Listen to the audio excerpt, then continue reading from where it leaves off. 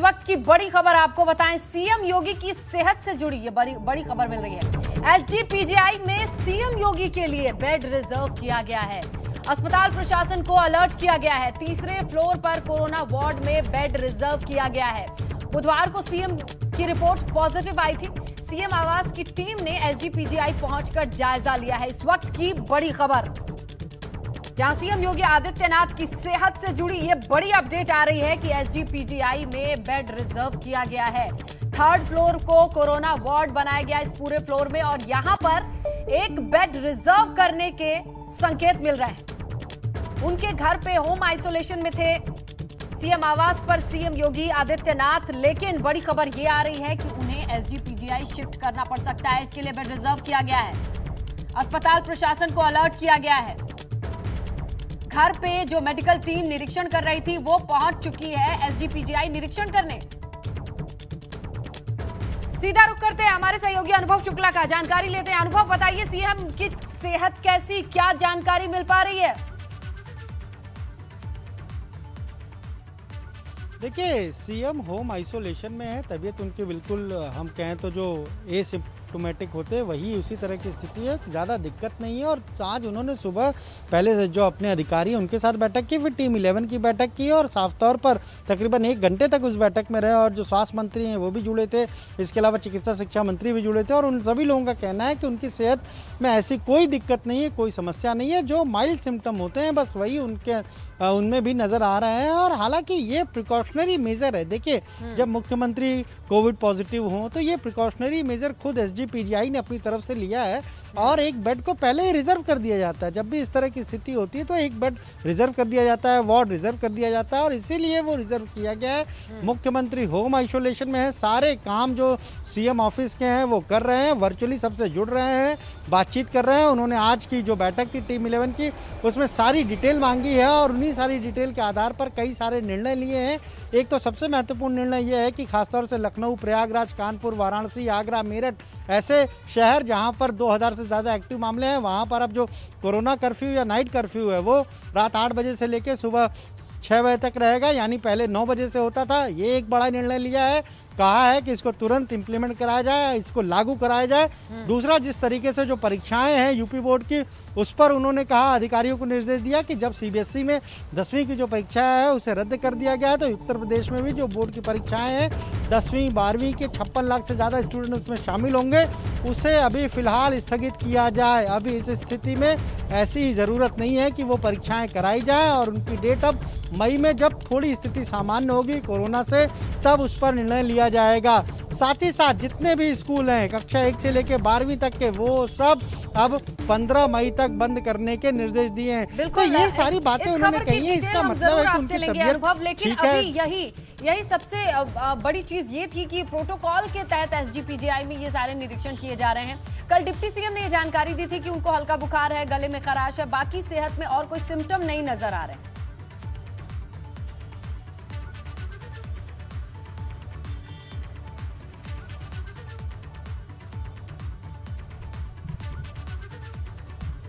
अनुभव, आप तक आवाज पहुंच रही है हमारी? चलिए हमारे सहयोगी से हम ये आप अपना सवाल फिर से दोहराएं एक बार। बिल्कुल अनुभव, जो आप जानकारी सीएम ने आज मीटिंग की है उस पर हम जरूर आपसे डिटेल में आगे भी जानकारी लेंगे। लेकिन बहरहाल जब स्वास्थ्य से जुड़ी ये ब्रेकिंग दर्शकों तक हमने पहुंचाई तो जरूर लोगों के जहन में है। कल तक की जो इन्फॉर्मेशन थी, हमारे पास जानकारी थी, डिप्टी सीएम ने खुद बताया था कि उनके गले में खराश है, हल्का बुखार है, बाकी सारी चीजें ठीक है। तो वहां जो मेडिकल टीम है वो भी इस तरीके की चीजें ही आश्वस्त करती नजर आ रही है। देखिए, बिल्कुल, जब हम कहें कि जब ये रिपोर्ट आई उसके बाद से ही लगातार, और मुख्यमंत्री का जो हम कहें सरकारी आवास है 5KD, वहाँ पर तो एक मेडिकल टीम हमेशा रहती है और लगातार वो चेकअप कर रही, लगातार वो जो SpO2 है उसको नाप रही है, बुखार को जांच रही है, और कोई ऐसे फिलहाल दिक्कत नहीं है। तभी मुख्यमंत्री ने सुबह पहले एक बैठक 1 घंटे तक की, उसके बाद जो टीम 11 की बैठक है वो भी तकरीबन 1.25 घंटे तक चली, और उसमें कई सारे दिशा निर्देश दिए हैं। इससे ही साफ होता है कि उनको जो माइल्ड सिम्टम है, हल्की गले में खराश है, हल्का बुखार है, वही सारी चीज़ें हैं। कोई ऐसी स्थिति नहीं है कि उनको कोई बहुत ज़्यादा तकलीफ हो रही है। और खुद उनके जो सहयोगी मंत्री हैं वो भी इसी बात को कह रहे हैं कि आज जब वो बैठक में थे तो उसी तरीके से वही एनर्जी थी, वही उसी तरीके से एक्शन में थे जैसा वो हमेशा रहते हैं। बिल्कुल बिल्कुल अनुभव, आप हमारे साथ बने रहिए। तो बहरहाल स्वास्थ्य ठीक है सीएम का, माइल्ड सिम्टम ही है, लेकिन प्रिकॉशनरी तरीके से एहतियातन एसजीपीजीआई के बेड का निरीक्षण और एक बेड रिजर्व करके रखा जाता है। वो सामान्य प्रक्रियाएं हुई। चलिए अब बात कर ले 24 घंटे में कोरोना डिटेल की। तो 22,439 नए केसेस सामने आए हैं। सिर्फ लखनऊ में 51,153 केसेस मिले हैं। बीते 2 दिनों के मुकाबले लखनऊ में कुछ केस कम मिले हैं, तो यहाँ हल्की सी राहत है। प्रयागराज में 1888, वाराणसी में 1859 केस हैं, कानपुर में 1263 केस हैं, गोरखपुर में 750 केस हैं। यूपी में कोरोना की रफ्तार इन आंकड़ों के जरिए अंदाजा लगाइए आप। और लगातार हमारी नजर बनी हुई है, चाहे अस्पताल हो, वहां की व्यवस्थाएं हो या फिर आंकड़े। तो यूपी के शहरों में नाइट कर्फ्यू का वक्त बदला गया। ये अहम खबर है, ध्यान से सुनिए, देखिए और समझिए कि अब रात 8 बजे से सुबह 7 बजे तक नाइट कर्फ्यू लगेगा। कहां लगेगा? राजधानी लखनऊ समेत कई शहरों में नाइट कर्फ्यू का वक्त बदला है, लेकिन उन्हीं शहरों में बदला है जहां 2000 से ज्यादा केस मौजूद हैं। तो आप नजर रखिए कि आपके शहर में कितने केसेस, एक्टिव केसेस हैं। अगर 2000 से ज्यादा हैं तो ये आपके ऊपर भी इंप्लीमेंट होता है। तो चलिए अनुभव का रुख करते हैं, अनुभव से जानकारी लेते हैं। अनुभव, ये बताइए कि कहां कौन कौन से शहर इस दायरे में आते हैं जहां नाइट कर्फ्यू का वक्त बदला जा चुका है?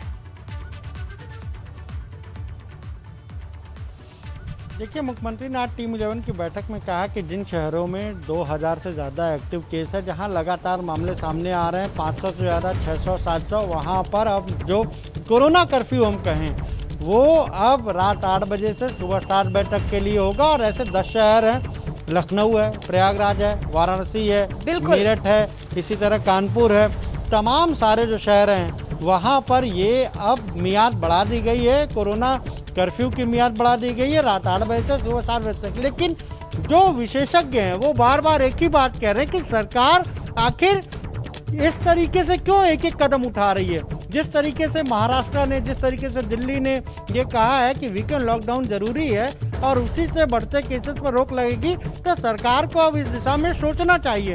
तमाम विशेषज्ञ, बिल्कुल अनुभव, तो यहाँ पर ये बेहद अहम हो जाता है क्योंकि महाराष्ट्र में जिस तरह से तस्वीरें आई हैं और अभी दिल्ली का भी वीकेंड कर्फ्यू पर एक तरीके से कहीं ना कहीं एक इशारा मिल रहा है कि अब जहां कहीं भी परिस्थितियां आउट ऑफ कंट्रोल हुई हैं वहां अब पाबंदियों की तरफ बढ़ने का सिलसिला शुरू हो गया है। क्या ये अलार्म है? ये समझें कि ये उत्तर प्रदेश में भी बहुत जल्द कुछ इस तरीके के बदलाव देखने को मिल सकते हैं।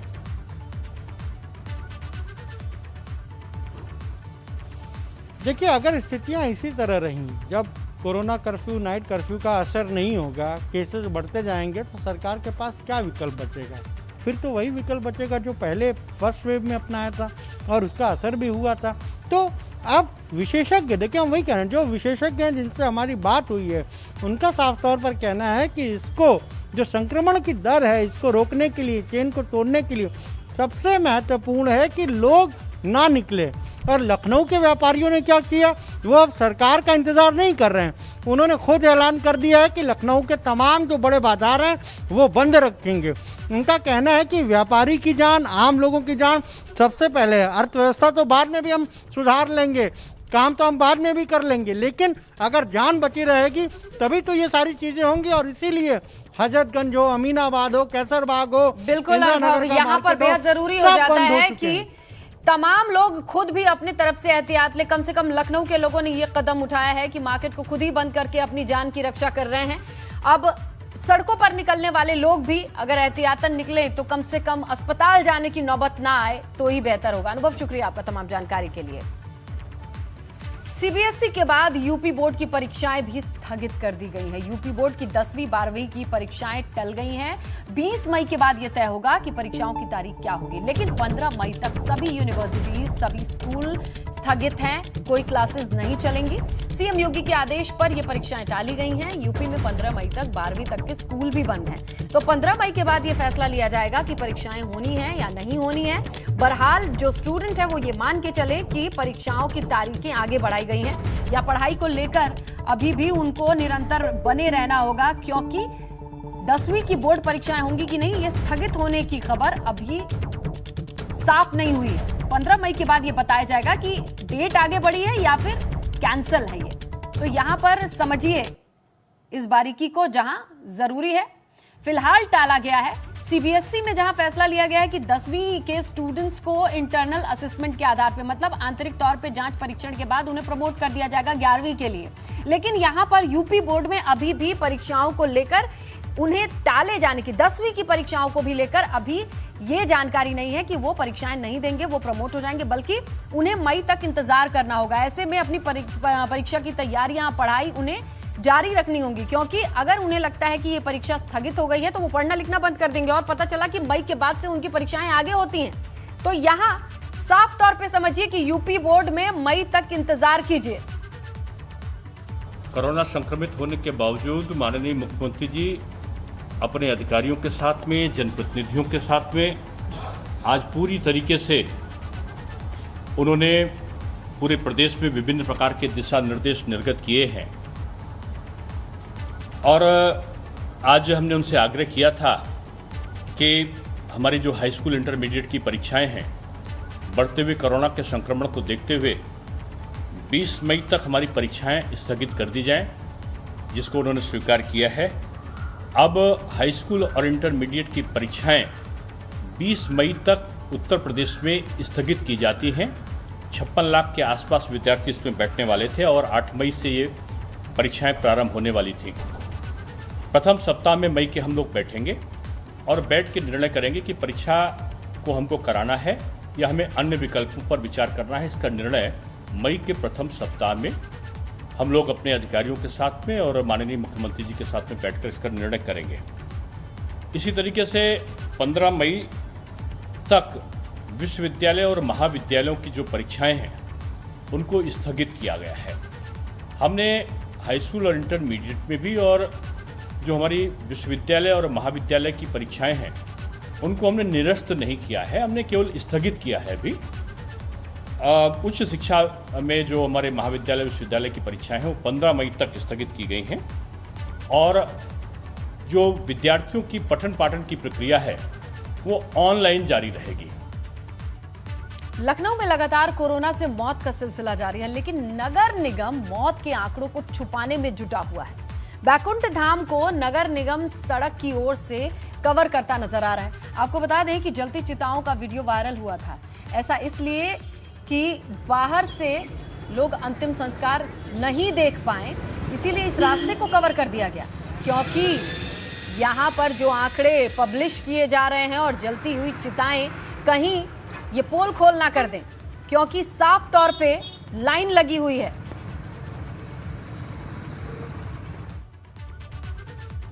तो लखनऊ में कोरोना के मामलों में लगातार इजाफा हो रहा है। कोरोना के कहर को देखते हुए एक तरफ प्रशासन ने सख्ती बढ़ाई है, तो वहीं लोगों ने भी कोरोना के डर को महसूस किया है, भांपा है।